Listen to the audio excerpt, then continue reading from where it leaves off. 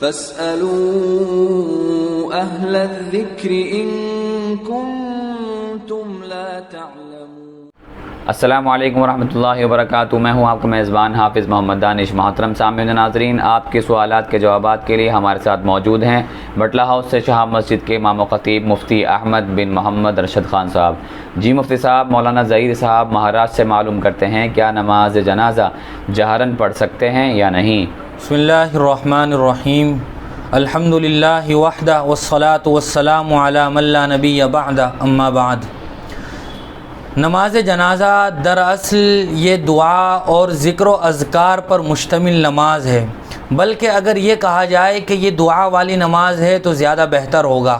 اور دعا میں چونکہ خفا ہے اور سرن مانگنے کا حکم ہے، اللہ تبارک و تعالی قرآن مجید میں ارشاد فرماتے ہیں ادعوا ربکم تضرعا وخفیہ، کہ تم اپنے پروردگار سے عاجزی کے ساتھ اور سرن یعنی آہستہ دعا مانگو۔ اسی لیے امام ابو حنیفہ علیہ الرحمہ کے نزدیک نماز جنازہ سرن یعنی آہستہ پڑھنا یہ افضل اور اعلیٰ طریقہ ہے۔ لیکن اگر کوئی آدمی جہرن بھی نماز جنازہ پڑھ لیتا ہے اور جو دعائیں درود شریف ثنا وغیرہ اس میں پڑھی جاتی ہے وہ بھی جہرن پڑھ لیتا ہے، تب بھی نماز درست ہو جائے گی، چونکہ یہ بھی حدیث سے ثابت ہے۔ معاذ بن ارشد کامنٹ باکس میں معلوم کرتے ہیں فجر کی نماز کے بعد سونا کیسا ہے؟ حضور اکرم صلی اللہ علیہ وسلم کا ارشاد ہے کہ اللہ تبارک و تعالی صبح صادق سے لے کر طلوع آفتاب تک رزق تقسیم فرماتے ہیں۔ اسی لیے فقہا نے لکھا ہے کہ بلا عذر مسلمانوں کو اس وقت سونا نہیں چاہیے تاکہ وہ رزق سے محروم نہ رہیں۔ البتہ اگر کوئی آدمی رات بھر سو نہیں سکا تھا اور نیند کا غلبہ تھا تو اگر فجر کی نماز کے بعد فوراً سو جائے تب بھی کوئی حرج نہیں ہے۔ حضور اکرم صلی اللہ علیہ وسلم کی عادت شریفہ یہ تھی کہ آپ صلی اللہ علیہ وسلم فجر کی نماز کے بعد اپنی جگہ بیٹھ کر ذکر و اذکار اور دعاؤں میں مشغول رہا کرتے تھے، اور پھر طلوع آفتاب کے بعد اشراق کی نماز پڑھ کر گھر تشریف لے جایا کرتے تھے۔ انہی صاحب کا دوسرا سوال ہے نماز کے دوران موبائل نکال کر گھنٹی بند کرنا کیسا ہے؟ اولاً تو آدمی کو اس بات کا خیال رکھنا چاہیے کہ نماز سے پہلے ہی اپنے موبائل کی رنگ ٹون بند کر لے، سوئچ آف کر لے یا یہ کہ سائلنٹ کر لے، تاکہ نماز وغیرہ میں گھنٹی نہ بجے، اپنی نماز بھی خراب نہ ہو اور دوسرے نمازیوں کی نماز میں بھی خلل نہ ہو۔ لیکن اگر کوئی آدمی گھنٹی بند کرنا بھول گیا اور نماز کے دوران فون آ رہا تھا، گھنٹی بج رہی ہے، تو ایک ہی ہاتھ سے موبائل جیب میں رہتے ہوئے آدمی اپنے موبائل کی گھنٹی بند کر سکتا ہے۔ یہ عمل قلیل تو ہوگا لیکن نماز فاسد نہیں ہوگی۔ لیکن اس کے برخلاف گھنٹی بجی اور آدمی نے اپنی جیب سے موبائل نکالا اور پھر دیکھا اور پھر گھنٹی بند کی تو یہ عمل کثیر ہو جائے گا۔ عمل کثیر مفسد صلاۃ ہوتا ہے، یعنی ایسا کرنے کی صورت میں نماز فاسد ہو جائے گی۔ ایک صاحب کمنٹ باکس میں معلوم کرتے ہیں کہ عام انسانوں کی قبر پر غائبانہ سلام پیش کر سکتے ہیں، اور آپ صلی اللہ علیہ وسلم پر سلام پڑھنے کا کیا طریقہ ہے؟ جی ہاں، فاتحہ خوانی کا ایک طریقہ تو یہ ہے کہ آدمی قبر پر ہی حاضر ہو اور جو کچھ پڑھا ہو یا جو کچھ بھی اپنے نیک اعمال کا وہ ثواب اپنے مرحوم کو پہنچانا چاہتا ہو تو پہنچا سکتا ہے۔ اسی طرح قبر پر نہ جا کر اپنے گھر سے اور غائبانہ بھی وہ ایصال ثواب کر سکتا ہے۔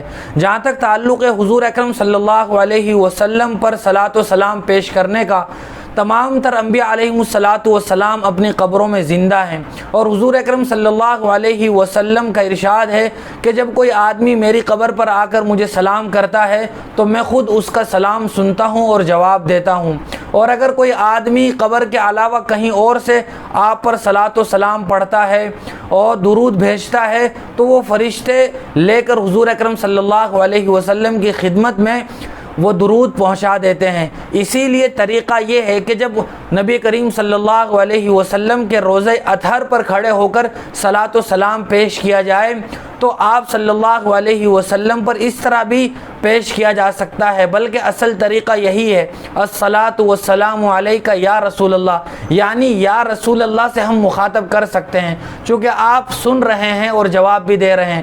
لیکن اگر ہم آپ کے روزہ اطہر پر موجود نہ ہوں اور اپنے وطن سے آپ پر درود پڑھ رہے ہوں تو پھر یا رسول اللہ نہیں کہا جائے گا، بلکہ اس کے علاوہ جو درود شریف ہیں یا رسول اللہ کے بغیر وہ پڑھے جائیں گے اور فرشتے وہ درود آپ پر پہنچا دیتے ہیں۔ ابوالکلام صاحب سوال کرتے ہیں، ایک شخص نے اپنی بیوی کو زندگی میں مہر نہیں دی، بیوی کا انتقال ہو گیا، اب اس مہر کا کیا ہوگا؟ جتنا جلدی ممکن ہو شوہر کو مہر کی ادائیگی کا اہتمام کرنا چاہیے، لیکن اگر کسی شوہر نے ابھی تک اپنی بیوی کا مہر ادا نہیں کیا تھا اور زندگی ہی میں بیوی کا انتقال ہو گیا تو اب یہ مہر اور اس کی جو رقم ہوگی وہ بیوی کے ترکے میں اور وراثت میں شامل ہو جائے گی، اور بیوی کے جو بھی شرعی وارثین ہیں ان کے درمیان وہ مہر تقسیم ہوگی۔ شوہر بھی اپنی بیوی کا وارث بنے گا، لہٰذا اسے بھی اس میں سے حصہ ملے گا۔ اگر وارثین کا نام بھی ذکر کیا جاتا تو اسی کے مطابق تقسیم کر دیا جاتا، لیکن اگر بیوی کی اولاد بھی ہے تو شوہر کو اب بیوی کے وراثت میں سے چوتھائی حصہ ملے گا، لیکن اگر اس بیوی کی کوئی اولاد نہیں تھی تو شوہر کو بیوی کی وراثت میں سے آدھا حصہ ملے گا اور اس کے علاوہ ما بقیہ آدھا وہ بیوی کے دیگر وارثین کو ملے گا۔ سفیان احمد آباد سے معلوم کرتے ہیں، آج کل لوگ کہتے ہیں کہ مسجد سے اونچی بلڈنگ نہیں بنانی چاہیے، شریعت میں اس کا کیا حکم ہے؟ اس طرح کی کوئی بات شریعت میں اور حدیث میں موجود نہیں ہے، بلکہ اگر غور کیا جائے تو سیرت کی کتابوں میں یہ بات ملتی ہے کہ حضور اکرم صلی اللہ علیہ وسلم جب ہجرت فرما کر مدینۃ المنورہ تشریف لے گئے، حضرت ابو ایوب انصاری رضی اللہ تعالی عنہ کے گھر کے اوپرلے حصے میں قیام فرمایا تھا۔ اس سے یہ بات معلوم ہوئی کہ گویا حضرت ایوب انصاری رضی اللہ تعالی عنہ کا گھر مسجد نبوی سے اونچا ہی رہا ہوگا۔ اسی طرح سیرت کی کتابوں میں یہ بات بھی ملتی ہے جن سے اندازہ ہوتا ہے کہ ازواج مطہرات کے جو خیمے تھے وہ بھی مسجد نبوی سے اونچے تھے، اور یہ بات بھی ثابت ہے کہ عمارت کی بلندی سے اس کی عظمت کا اظہار نہیں ہوتا، بلکہ چاہے عمارت چھوٹی ہو اس کے باوجود بھی عمارت کی عظمت کا اظہار ہو سکتا ہے۔ لہٰذا اگر کوئی آدمی مسجد کی بلڈنگ سے اونچی اپنی عمارت بناتا ہے تو اس میں شرعاً کوئی قباحت اور برائی نہیں ہے۔ ایک صاحب کا سوال ہے، ہم کپڑوں پر کڑھائی کا کام کرتے ہیں تو کیا مور بنانا ہمارے لیے جائز ہے یا نہیں؟ کپڑوں میں زیروح یعنی جاندار کی تصویر بنانا یا بنوانا جائز نہیں ہے، اسی طرح اس طرح کی تصاویر بنا کر پیسے کمانا یہ بھی مکروہ ہے۔ لہذا مذکورہ سوال میں مور یہ جاندار ہے، لہذا اس کی تصویر بنانا یہ درست نہیں ہوگا۔ عدنان مکرانہ راجستھان سے معلوم کرتے ہیں، ایسی جگہ جہاں 5-6 فٹ نیچے قبر ہو تو اس جگہ نماز پڑھنا کیسا ہے؟ احادیث میں قبروں کو سجدہ گاہ بنانے کی ممانعت آئی ہے، لہذا اگر سامنے قبر ہو تو اس کے پیچھے نماز پڑھنا یہ درست نہیں ہے، لیکن اگر قبر ہے اور درمیان میں کوئی پردہ حائل ہے تب بھی نماز پڑھی جا سکتی ہے، بلا کراہت نماز درست ہو جائے گی۔ قبرستان میں نماز پڑھی جا رہی ہے، سامنے قبریں موجود نہیں ہیں تو نماز پڑھ سکتے ہیں، بغیر کراہت کے نماز درست ہو جائے گی۔ اصل ضابطہ یہ ہے کہ قبر بالکل سامنے نہ ہو، اور اگر سامنے ہو تو درمیان میں کوئی پردہ حائل ہو تاکہ نماز بلا کراہت درست ہو سکے۔ مولانا نسیم صاحب کا سوال ہے، موٹے گدے پر بچے نے پیشاب کر دیا ہے، پاکی کا کیا طریقہ ہے؟ جی ہاں، اگر کسی بچے نے گدے پر پیشاب کر دیا ہو تو اس کو پاک کرنے کا طریقہ یہ ہے کہ جس جگہ گدے پر پیشاب کیا ہے صرف اسی جگہ پر پانی بہا دیا جائے، ایک بار پانی بہایا جائے پھر چھوڑ دیا جائے تاکہ وہ پانی ٹپکنا بند ہو جائے، پھر دوسری بار اسی جگہ پانی بہایا جائے، پھر اس وقت تک کے لیے چھوڑ دیا جائے جب تک کہ قطرات ٹپکنا بند ہو جائیں، پھر تیسری بار پانی بہایا جائے اور پھر چھوڑ دیا جائے تاکہ قطرات ٹپکنا بند ہو جائیں، اور اس کے بعد پھر گدے کو خشک کرنے کے لیے سکھانے کے لیے ڈال دیا جائے تو گدا پاک ہو جائے گا۔ محمد سورت سے معلوم کرتے ہیں اگر کسی کی نماز قضا ہو گئی تو کیا وہ اگلی نماز میں امام بن سکتا ہے اور وہ صاحب ترتیب بھی نہیں ہے؟ جی ہاں، اگر کسی آدمی کی کوئی نماز پچھلی قضا ہو اور وہ امامت کرے تو اس کی امامت درست ہو جائے گی۔ ایک صاحب کا سوال ہے، کیا سانپ کو مار سکتے ہیں جبکہ وہ ہمیں تکلیف بھی نہیں پہنچا رہا ہے؟ جی ہاں، سانپ کو، بچھو کو اور جو موذی جانور ہوں جو تکلیف پہنچا سکتے ہوں، شریعت میں ان کو مارنے کی گنجائش ہے، بلکہ ہدایت موجود ہے کہ ان کو مار دیا جائے۔ ایک صاحب کمنٹ باکس میں معلوم کرتے ہیں کیا کھڑے ہو کر وضو کر سکتے ہیں یا نہیں؟ وضو قبلہ رو بیٹھ کر کرنا یہ مستحب ہے، لیکن اگر کوئی مجبوری ہو تو کھڑے ہو کر بھی وضو کی جا سکتی ہے۔ اگر بغیر مجبوری کے بھی کوئی آدمی کھڑے ہو کر وضو کرتا ہے تب بھی اس کی وضو بہرحال درست ہو جائے گی۔